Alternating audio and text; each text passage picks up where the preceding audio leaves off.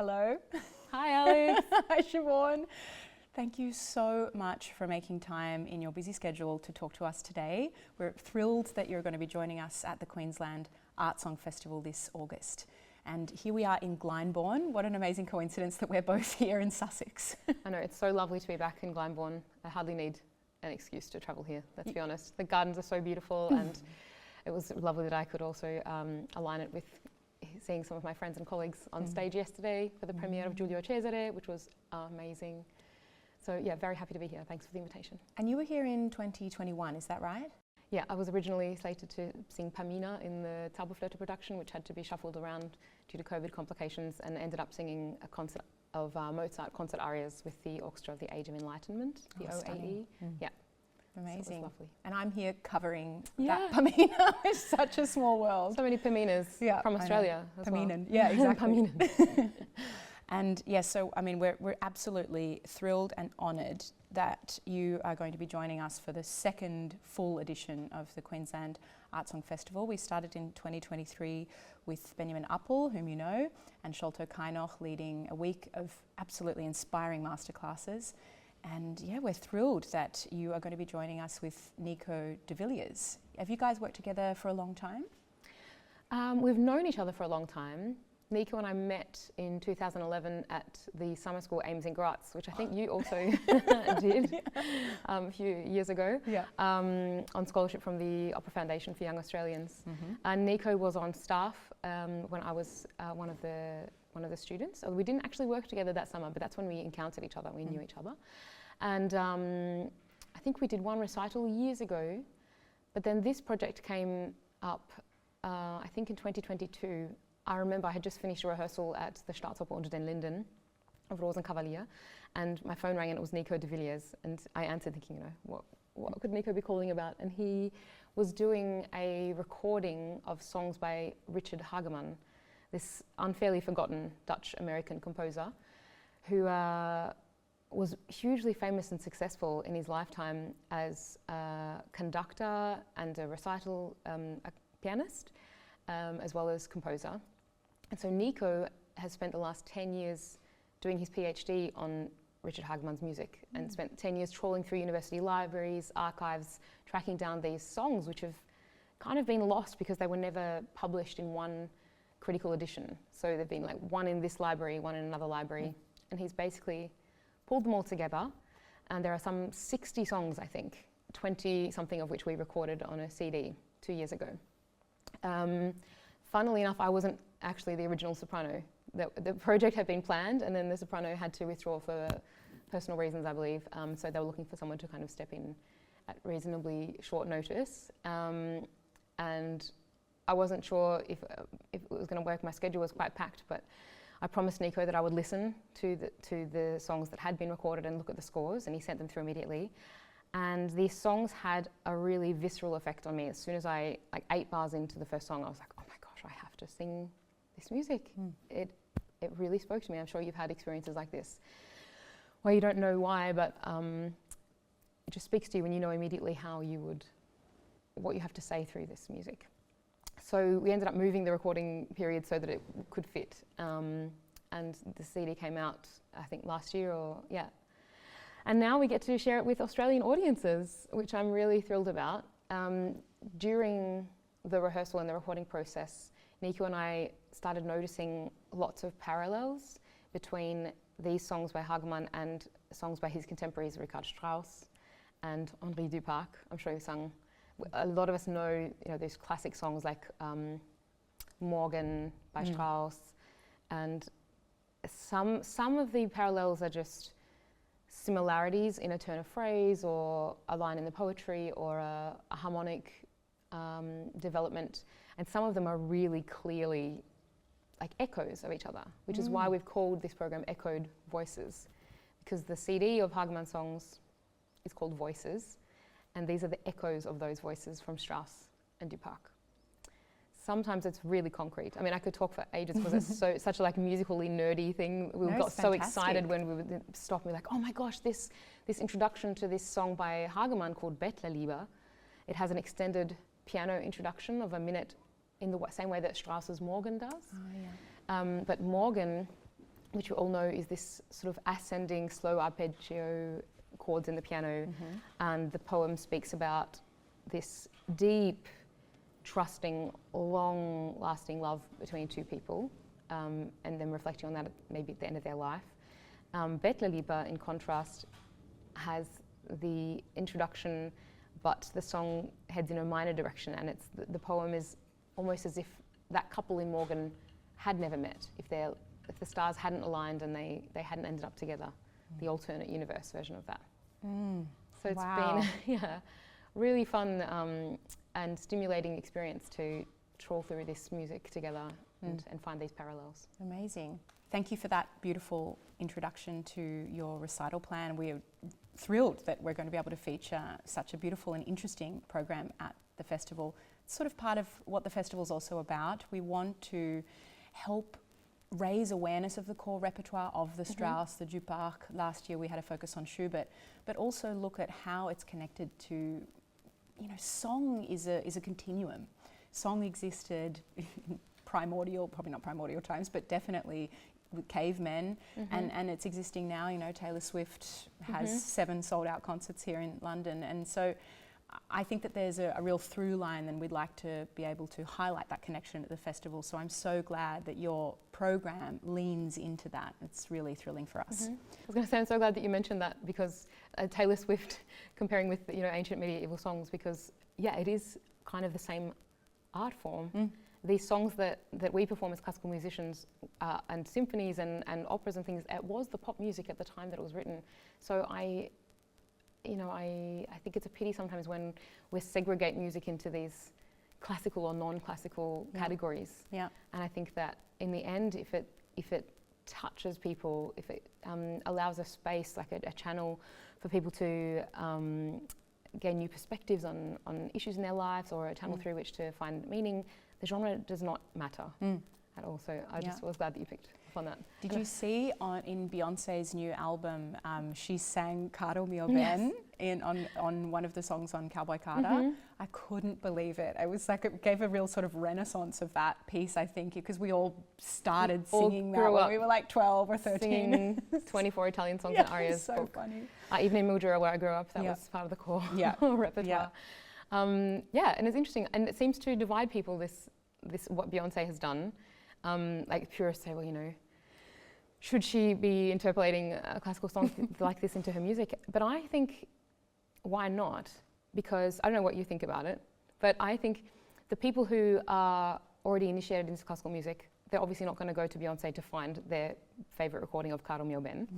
But for the people who haven't had access in their life to this repertoire, if Beyonce is giving them a taste, an invitation into this world, and then it pricks up someone's ears and they think, I like this idea, this classical melody that has a different spice and flavour to the rest of pop music, and if it makes them investigate a little bit, surely that's only a good thing. Absolutely, and I think it's also artistically legitimate, because the lyrics of Caro Mio Ben could be translated into a contemporary pop song. Like the things that we sing about have remained rather the same over the past 3,000 years. And so, I think that there is also a legitimate artistic argument for including a piece like that, because there is, again, a parallel, you know, in a lyrical parallel. So we still sing about love, we still sing about the pain of human existence. And everything in between, but You mentioned Mildura. I'd love to talk about your origins and your journey, and maybe have a little bit of a deeper dive into the realities of being a freelance artist, a fest artist as you were for a time, also the realities of being a foreigner living in Europe. I know that you came from Mildura and you studied at Melbourne University, and you were a resident at Trinity College, is that correct? Did the time at Trinity being away from Mildura prepare you in some ways for your time overseas, or was it a complete shock when you got to Berlin the first time? That's a good question. It feels like a long time ago, so I'm trying to remember. It's 10 years since I moved to Berlin, coming up for 11. I think, I never had any aspirations to move overseas. That's why it's always interesting when people ask me for advice, because I didn't see that as a pathway when I was growing up in Mildura, because didn't have a passport when I was growing up. My family didn't travel overseas. It just wasn't part of our idea of what the future could look like. I knew that I loved singing, but I thought it would be a hobby in my life until quite late. And then moving to Melbourne was probably the biggest catalyst, because then, so living on campus at Melbourne University, as you're mentioning, Trinity College, probably was the bigger shift, because I sang in the choir of Trinity College, which was a really high-level chamber choir, you know, I think like 4 voices per part, usually fast turnover of repertoire, sight reading a new program every week for the Sunday service. And that choir took me overseas for the first time, because we did tours in Germany and the UK and America as well, Southeast Asia. So it really, singing in that choir opened up my world completely. And that's when I started to think, oh my gosh, there's a whole world out there that I didn't even know existed. So when I think back to growing up in Mildura, it's kind of bizarre, because I could not have dreamed that I would be living on the other side of the world as an opera singer. I didn't even know opera singer was a job. Like now when I leave Australia and you have to write in the part on the passport form what your job is, I still kind of smile in disbelief when I write my job is opera singer or concert singer, because I never would have thought it was a possibility. Of course, moving to Europe is a shock. I mean, you've done it, you know. What was the biggest shock for you?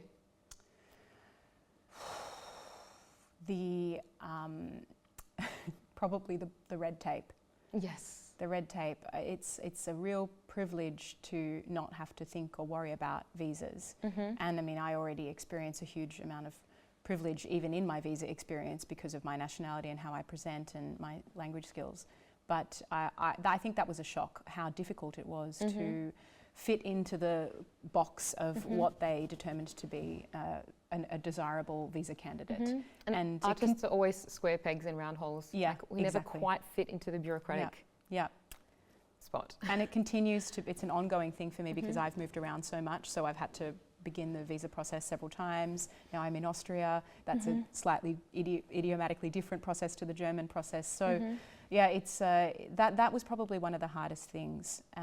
I was lucky because I spent some of my childhood overseas, and so I had a little bit of just that experience of being a fish out of water wasn't new for me as a child, and so I had a little bit of context of maybe how to meld with people from completely different cultural backgrounds. But I also didn't entertain the idea of being a professional singer until really AIMS, I think. Before AIMS, the American Institute of Musical Studies and the Opera Foundation Award, I was doing competitions and I was doing Opera Scholars Australia, which we both also did. But I was working as a journalist at the ABC and had other journalistic aspirations. And it wasn't until really having my first full experience in Europe, singing a role at an American summer festival, that I thought, okay, wow, I might actually be able to do this. And also that realization of maybe I'm competitive in this as well, because that's something that I think is hard to have a sense of.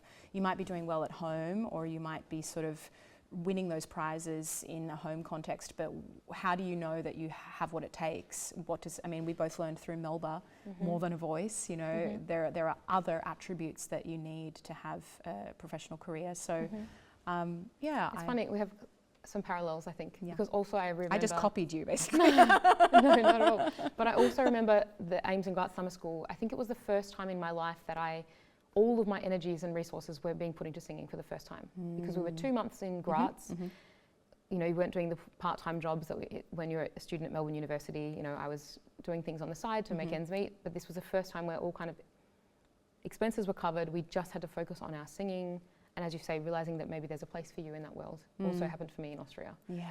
And I didn't realise that you were working as a journalist, but I also had a little bit of dipping my toes in that. I remember at 3MBS. And before that in Mildura, I did some work experience in the summer at the local newspaper, San Raisio Daily. There you go.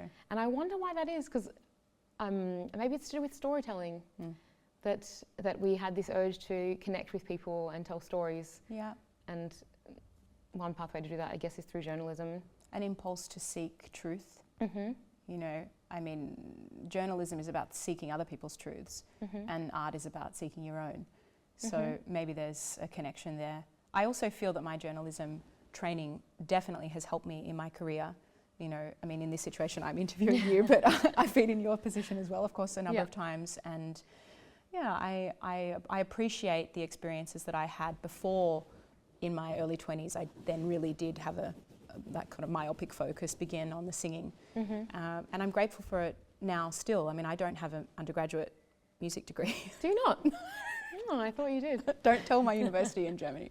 I did a master's. Yeah. No, I studied philosophy and art history and stuff. Yeah, so probably even better. Yeah, maybe. Now you have things to sing about. Exactly. Yeah, so yeah. important. Or maybe some critical thinking around interpreting the poetry. Yeah, yeah. We've sort of covered this a little bit already, but I wonder for some of the singers and other instrumentalists listening today, what are some of the things that you wish you knew before you got to Europe? That's a good question, but it's a tricky question. I don't know quite how to answer it. What I wish I knew. I mean, I didn't know what I didn't know when I came, and I'm actually grateful for that.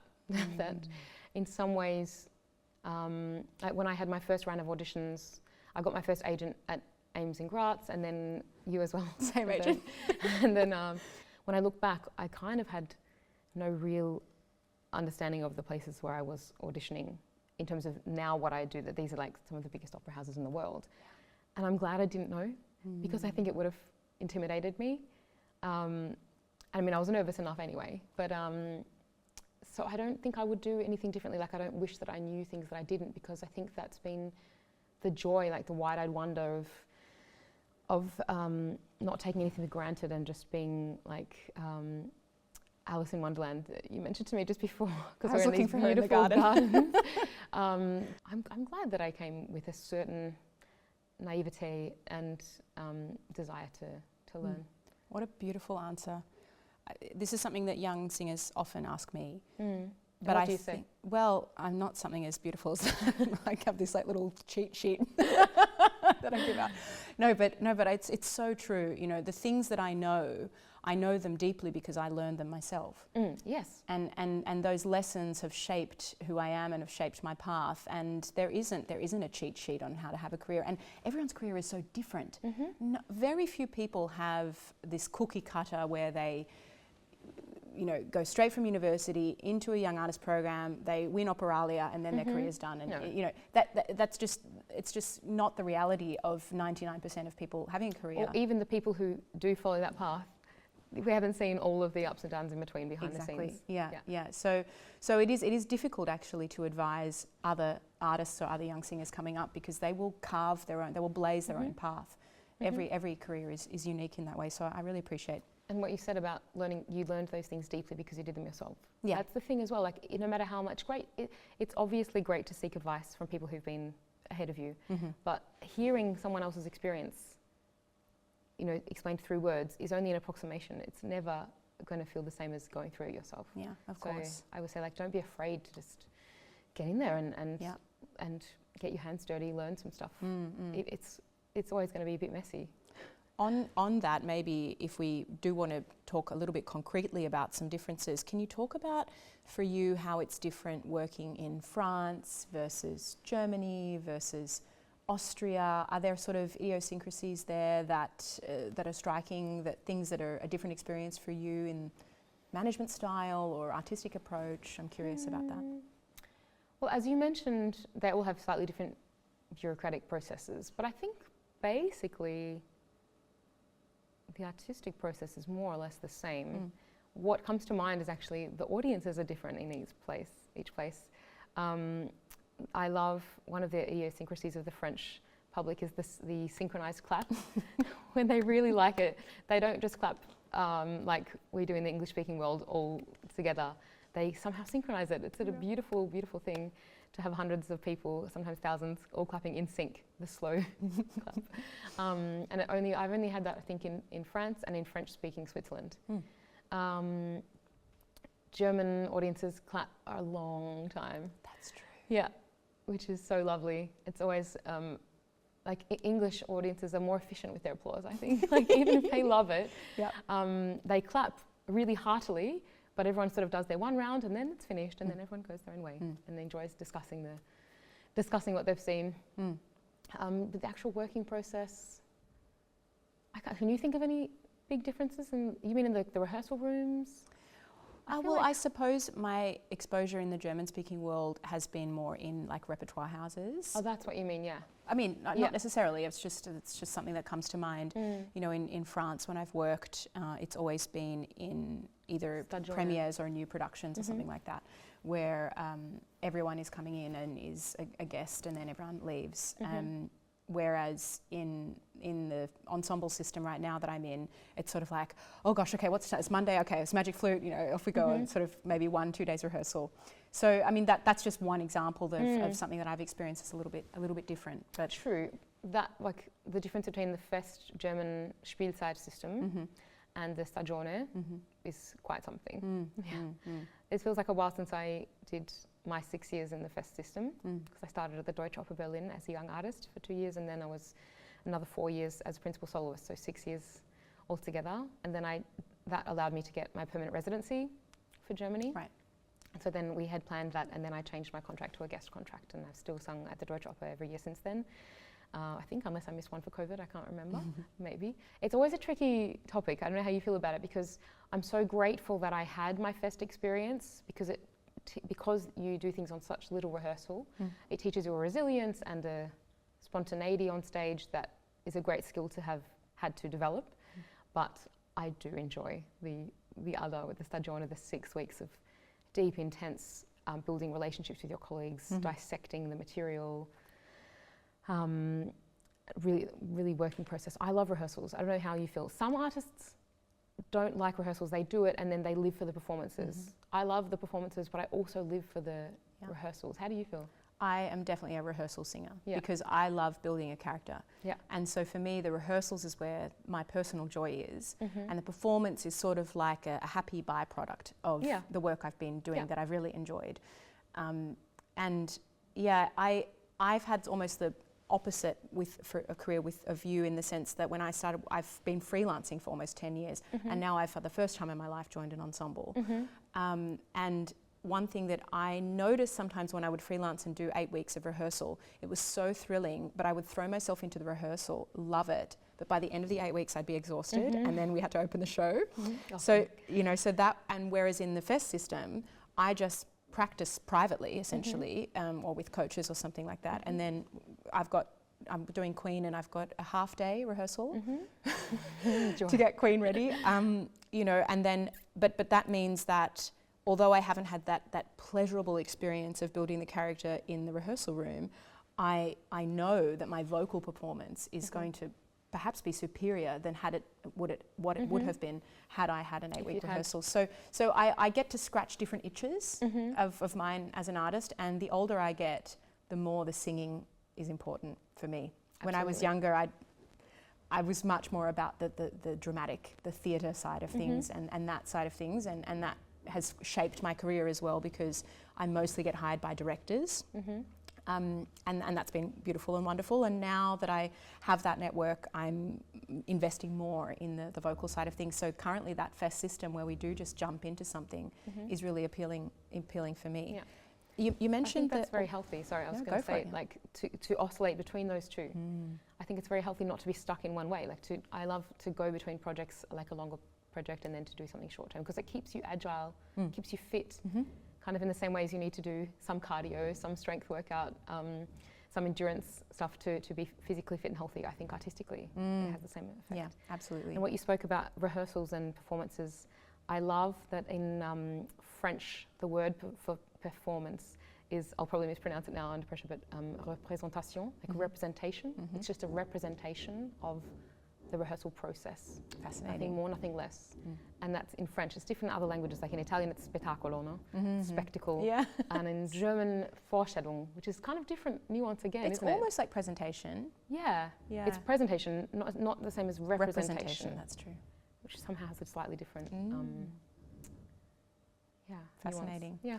You mentioned the Young Artist Program at the Deutsche Oper Berlin that you were part of, and then you transitioned into being in the ensemble. Can you tell us about that transition? Was it a huge change? I know the Young Artist Program in Berlin, you're basically an ensemble member. Can you talk to us about that? Sure. The idea of being a young artist is quite different to the contractual shift.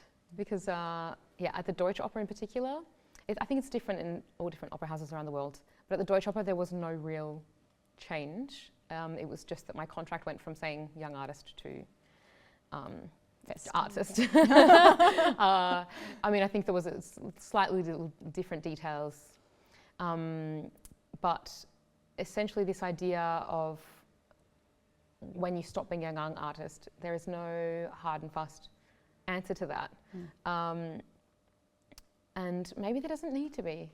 I don't know. Like we were just chatting about when it happens. Like, is there an age cutoff? Like when you turn 30, are you no longer a young artist, or is it when you've debuted at particular A-level houses? Or sometimes people ask me, like, how did you know when you'd made it? And I'm like, have I made it? I don't know if you ever feel like you have, especially when you're committed to that artistic journey that we were talking about, rather than milestones. I think chasing milestones can be dangerous as an artist, because you expect a certain feeling or something to change inside you once you've sung a particular role at a certain place. And in my experience, nothing changes inside you. You know, it feels good in that moment, but you still wake up the next day and have breakfast and need to do your laundry like every other person.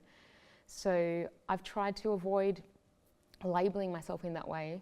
And if anything, because I mean, the world will label you for you. I don't think you need to necessarily self-identify as a young artist or not a young artist, whatever the alternative of a young artist is. And that's kind of their business, kind of like reading reviews. I mean, you can read reviews if you want to, but they're not really intended for the artist. They're not feedback that was intended for you in the way that a teacher can give you advice or feedback, or a trusted person. So I haven't really concerned myself with that label, but if anything, I love to hold on to the idea of being a student, not in the literal sense of being a student, because obviously it's been years, like 10 years or so since I was officially a student, but I love to go to shows and watch artists that I admire and continue to have lessons and work with amazing maestros. Like a couple of weeks ago, I worked with Riccardo Muti. Wow. 83 or 84 years old, is so experienced at a level that it's hard to comprehend. And I definitely felt like a student in a positive way, because he could hear everything and he was giving me technical guidance. He wanted to lift us up, with like, you could spin a bit more on this vowel in the words Kyrie eleison, like such a detailed thing that not all conductors these days are trained to listen to. And vowels, he said, my vowels for Benedictus was a bit too Australian, like Benedictus. I'm exaggerating, but there he was like, it's really Italian, Benedictus. I'm grateful, like I want to work with conductors who can still teach me. I think it would be so boring to feel like you weren't a student anymore and you knew how to do it. It's just not realistic in my experience. How about you? Yeah, the young artist moniker is a very interesting one, because it serves you when you're younger, and then it serves you from a sort of marketing perspective when you're emerging in your career. But at a certain point, I felt that holding on to that title was holding me back in some ways, because I was maybe psychologically making excuses for myself that I'm still developing, I'm still chasing my potential, I'm still a young artist, rather than realizing that I'm the fullest version of myself today. Right now. And that's what's important, and exploring that and what I can deliver from that is much more interesting than this moniker. And as you said, like the industry will label you for you. I mean, some people still will be like, oh gosh, you're so young, you're just at the beginning, you're starting out. But I guess I did notice a transition from my late 20s, where people would be like, oh gosh, you're so young, you've got so much potential, into my early 30s, where the conversation was less about potential and more about what are you delivering today. But I ultimately found that freeing, and also, it sort of empowered me with the ambition to actually be the best version of my current capacity that I have. So I think, the young artist I think it speaks also to a slight perversion in the industry where there's a real obsession with youth. And, you know, if you're really, really, really, really brilliant and you're 21, that's somehow more valuable than if you're really, really, really, really, really brilliant and you're 28. So I think that there are a few things at play, and we as singers, as young singers, have a lot to navigate there in terms of how we want to market and project ourselves into the world. So it's an ongoing consideration for me. But I think also being part of joining an ensemble at 33 has been really interesting for me, because the company doesn't see me as a young artist in that sense. I'm youngish compared to, you know, the average age of the ensemble perhaps, but I'm the meat in the sandwich of the sort of artists that are there. So in terms of the bell curve of age. Yes, sure. So I think both of these things are true, because the moniker, the label, like knowing how to market someone is slightly different to the artistic identity and also openness. And certainly when you were speaking, I understood something different, which is around 30s, I think when I started, or even like now, I'm constantly allowing myself to listen to what I have to say more on my platform as an artist, which is far more interesting. I think what I have to say now as a singer is far more interesting than when I was in my 20s. And so I do think it's a pity, this obsession with youth sometimes. But I think it's kind of a convoluted topic, because I think sometimes when people talk about the excitement of young artists, what they are really wanting is someone who is energetic, someone who is like really committed and full of life, which often we associate with younger people, just because they're not jaded, they're still enthusiastic, you know. But if we can hold on to that element of being a young artist, with the confidence and the wisdom and the depth of experience that comes with being in your 30s, and presumably we'll continue to gain more and more insights into our 40s and even 50s. I mean, I know colleagues, soprano colleagues, who are singing better than ever, and they're just about to turn 50. Yeah. So I think it's a false perception that it's all about youth, even if it gets talked about a lot. I think if you move people, they don't care how old you are. If you really give someone that feeling in their stomach and makes them want to cry or stays with them for days, they're not even thinking about what age you are. Absolutely. It's something that I also really love about the art song scene, is that this idea of course, I mean, young art song singers are compelling, but this idea of youth or age-appropriate casting or whatever that might be doesn't exist in the art song world, because anyone of any age really could sing a Schubert song, and I quite like that it's there's less maybe status in the decision of what someone would sing or something like that, which it's very appealing to me. And I think also, almost ironically, part of what makes it a good material for young people is because it is so accessible for young singers who are just developing, who maybe don't have that operatic voice fully there yet. And it will stay with you throughout your life. Yeah. Like some of the songs on this tour that I'm singing, or that I just recorded on this disc, the Debussy Ariette oubliée, or Vier letzte Lieder, like the Debussy songs, I've been singing that cycle since I was in my undergrad. So like probably 15 years now. Amazing. And I'm not sick of it. It keeps getting better, I think, in terms of my understanding of it and what I can bring through that. So those it's never a wasted investment to spend time with art song, is my point, because you can sing it now, you can sing it in 20 years, you can sing it when you're 80, and it can still be really beautiful and touching. That's what we want to hear. One of the benefits of getting older or getting along in our careers is that we start to have a little bit more say about what repertoire and roles we'd like to do. Of course, at the beginning, you sort of take the opportunities that come, and then as we get further along in our career, we have a little bit more choice. We maybe even are able to seek out, or in the best case scenario, even tell companies what our dream repertoire is going to be. You made a highly lauded debut as Violetta at Northern Ireland Opera last year, and I very, very much hope that that will stay in your repertoire, because I would love to see you in that role. When you are thinking about new repertoire and new roles, do you have a list of dreams and you're actively pursuing opportunities, companies or directors or conductors that you know are interested in producing that, or are you still in a situation where you have your dream roles but you're taking the offers that come? Can you talk to us a bit about that process of pursuing dream roles? Yeah, it's a mixture.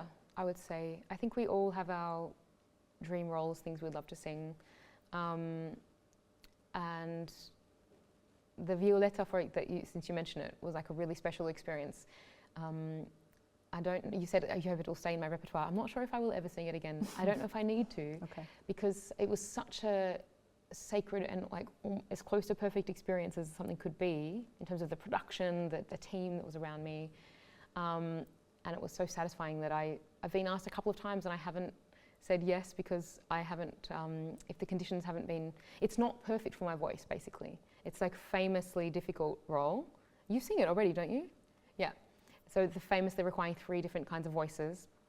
And I can sing it, of course, like we can sing so many different things, but I'm not probably what is considered the quintessential Italian Verdi soprano voice.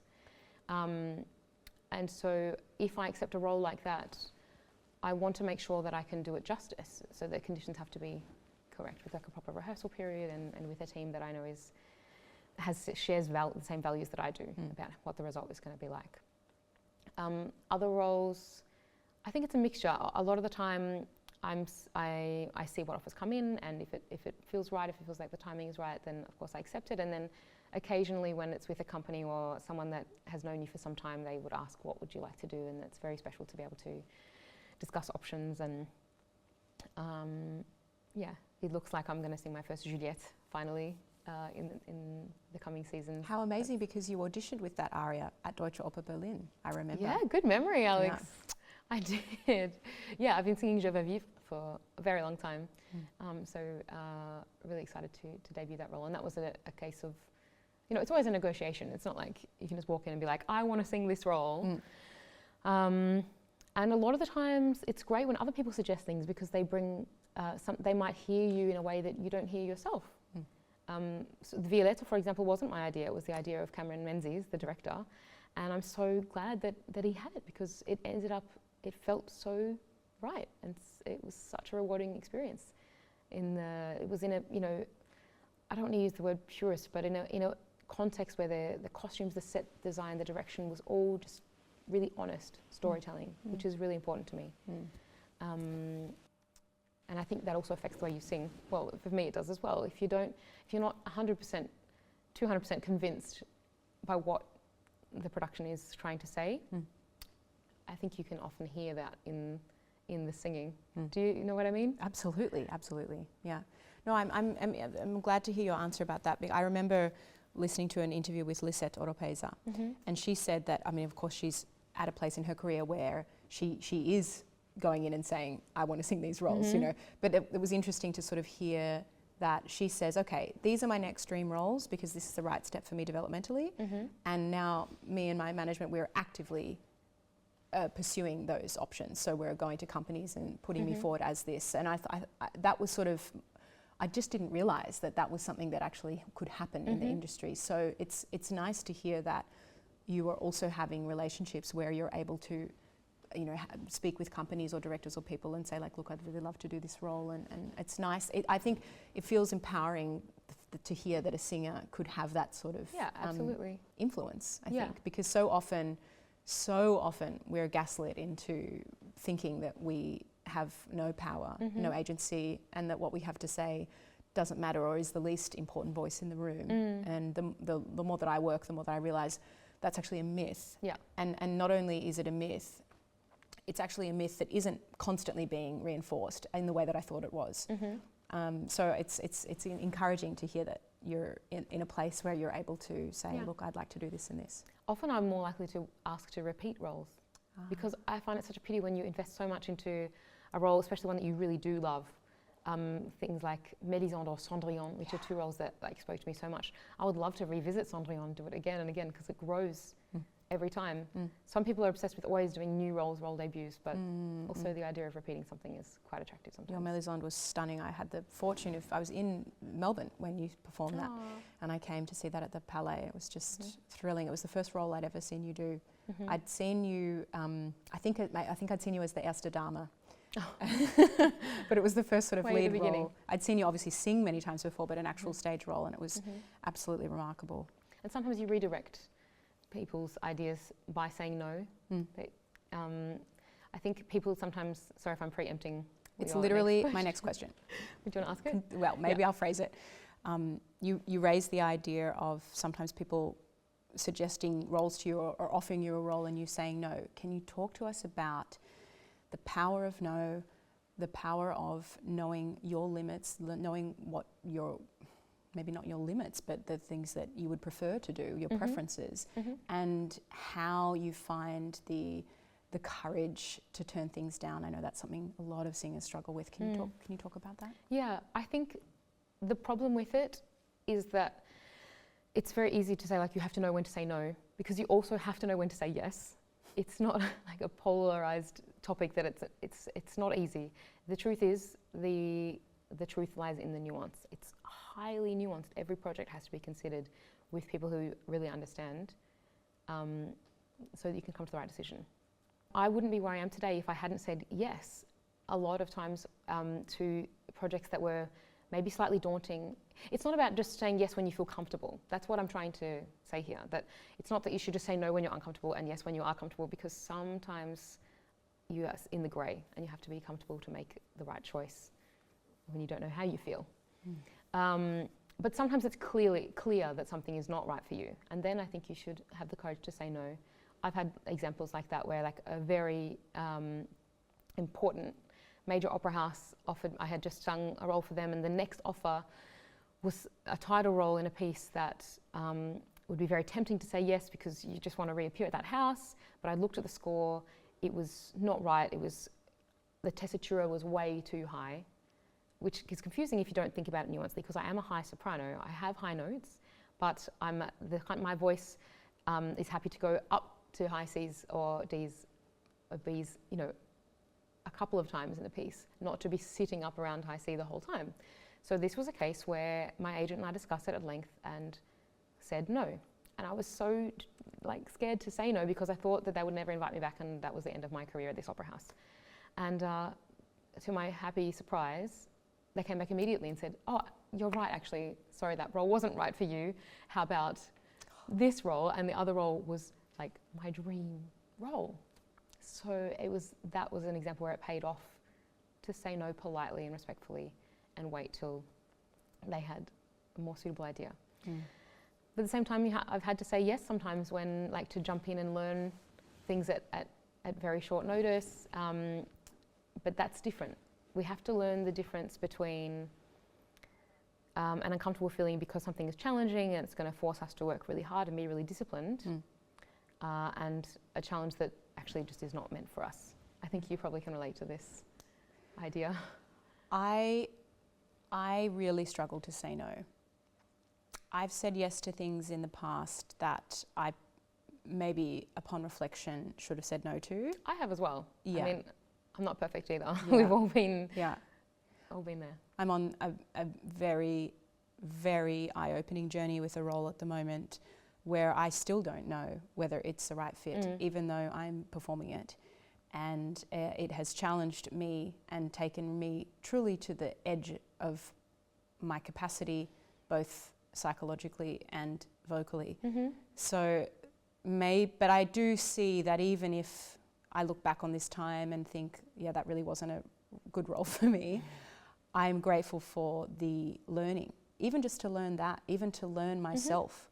I didn't really know what the boundaries of my capacity were, I never really scratched under the surface of that before. So I'm grateful for learning about myself. And again, even if this role was a not good fit or I should have said no, because it's so stratospherically high, all the other repertoire that I do that is a semitone or 2 tones below is now like nothing, easy, because I've stretched myself, so there's a relation which has helped all of my repertoire. So of course, there's something to be said for that. It's a silver lining. Yeah. Wonderful. It's good to go slightly out of your comfort zone, because that's where growth happens. Just outside, not miles outside your comfort zone, but just there's a sweet spot. Absolutely. So we are both former Melba Trust scholars, and you've recently been appointed to the board of the Melba Trust. Yeah, actually over 3 years ago. I was just reappointed for my second term, but it's gone quite quickly. I mean, I find that so brilliant that a singer is welcomed into that space because of the work that she has done and the achievements that she has made that indicate that she has a voice and a valuable contribution to governance and important decision making around educating the next generation of Australian singers. So congratulations and thank you. Thank you for being that person and opening that space, because I'm really moved by it. So thanks. Well, you do it as well. I think it's something that a lot of us, I think, had interest anyway, but during COVID, it became very apparent what you mentioned, this idea that singers lack agency and that it's a myth. And I think some of us noticed, I noticed that during that time, the artists were the ones that were being asked to advocate publicly. Like, we are the voices, the front-facing voices of this whole industry and this art form. And sometimes there is a gap of communication between the people who are working behind the scenes to bring art to our communities and those of us who are actually on stage making the art. And I think the more that we can do, people like you and I, and all artists actually have this capacity if they choose to engage with it, that we can be a bridge between what's on stage, behind the scenes, and also with the community, which is the reason we're doing this, I presume. You know, I don't believe we should make art just to serve ourselves. We're doing it to hopefully serve our communities and hopefully make the world, you know, in a tiny way, a bit more livable. You know, life is not always easy, and art is one of the most beautiful things that we have. So however we can help, I think that we should. And that's why starting, like, I'm so moved that you've started this Queensland Art Song Festival. I mean, how brilliant to make a platform through which young people and old people and everyone in between can engage with this beautiful form of music, this timeless form of music, as we discussed earlier with Beyonce, Taylor Swift, to the medieval chants. It goes back so long. And I had more time, I guess, during COVID when we weren't able to be on stage to invest a bit more. So I did a course through the Australian Institute of Company Directors, and was doing quite a lot of fundraising and for the artists in Australia who were falling through the cracks of the government aid programs, and just realised, yeah, why should people wait until they're... I think often we associate philanthropists or people who are engaged with this as being artists who are maybe at the end of their career, or people, not even artists, but just people who are at a different stage of their life. But I don't believe that it's the size of a gift that matters. Sometimes it's the timing of a gift that matters the most. So for me, that was very apparent. Is that when I was 12 in Mildura, you know, there wasn't a lot going on in classical music, and my parents didn't have any musical background, so they hadn't thought to give me singing lessons, even though I was singing all the time. And I led Amazing Grace at my grandfather's funeral. And funerals being what they are, family members that had come from all ends of the state to be there, and a distant cousin who knew a lot more about music, heard something in my voice. And as I left the funeral that day, she slipped a $100 note into my hand with a card that said, "This is for your first singing lessons, and please invite me when you sing at the Sydney Opera House." Which then, in 16 years later or something, happened, and I was able to invite that cousin. That's so beautiful. And that was, people often ask me about that story, and when the Financial Times did a story about it a couple of years ago when I was going back to Australia, and someone commented, and it was so apt, they said, yeah, so it was only $100, but it completely changed the path of my life, honestly, because I wouldn't have had singing lessons if that cousin hadn't done that. So that's the idea behind this idea that the values-driven actions matter more than the grandeur or size or level of commitment. Fantastic. And what a message to our community as well of supporters at the Queensland Art Song Festival. I mean, we are in the process of developing a community of people that want to support what we're doing. And I love the idea that it isn't only a select section of society that can make a difference in the arts world. I love that. Mildura, that story is so stunning, and what a fantastic full circle moment that the Mildura Eisteddfod has named their Open ARIA Award after you this year. I mean, how beautiful. It was a really nice full circle. It started because last year I wanted to, having spent a lot of time in COVID reflecting on this, I wanted to put my money where my mouth is.